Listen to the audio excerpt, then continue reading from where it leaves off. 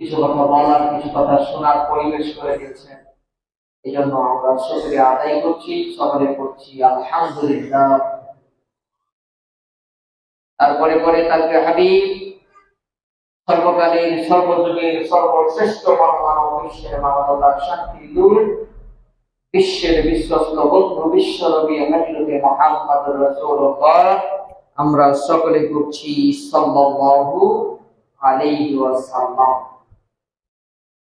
সম্মানিত উপস্থিতি, আমরা আজকে আলোচনা শুনব মুসা আলাইহি ওয়াসাল্লামের গুণাবলী। তিনি কেমন মনের মানুষ ছিলেন, কি কি গুণের অধিকারী তিনি ছিলেন আর কি, সেসব বিষয়গুলি আমরা সংক্ষিপ্ত সময় জানার চেষ্টা করব। তো দেখেন, মুসা আলাইহি ওয়াসাল্লাম তিনি হচ্ছেন আল্লাহর একজন হাবিব, আল্লাহর একজন নবী। সকলে বলি সুবহানাল্লাহ। তিনার গুণাবলী তো মানুষের যে আলাদা হবে, সেটা স্বাভাবিক, কোনো সন্দেহ নাই।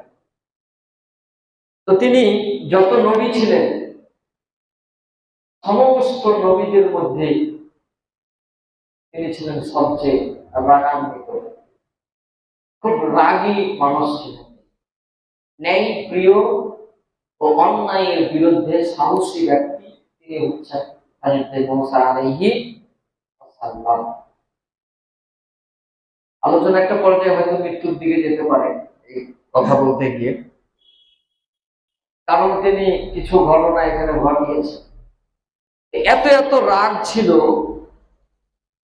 যে সামান্য ব্যাপারে তিনি অত্যন্ত রেগে যেতেন, প্রচন্ড রেগে যেতেন।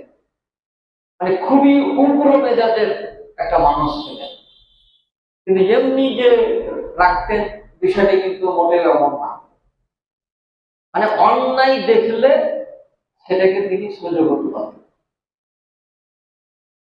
আমাদের ভিতরে অনেক মানুষ আছি, আমরা সামান্য যদি ভুল ত্রুটি হয়, ধরেন আপনার তত্ত্বাবধানে কেউ কাজ করে, 10 দিন 15 দিন কাজ করছে, একদিন যদি একটু ভুল দেখতে পান, খবর দিয়ে দিবেন,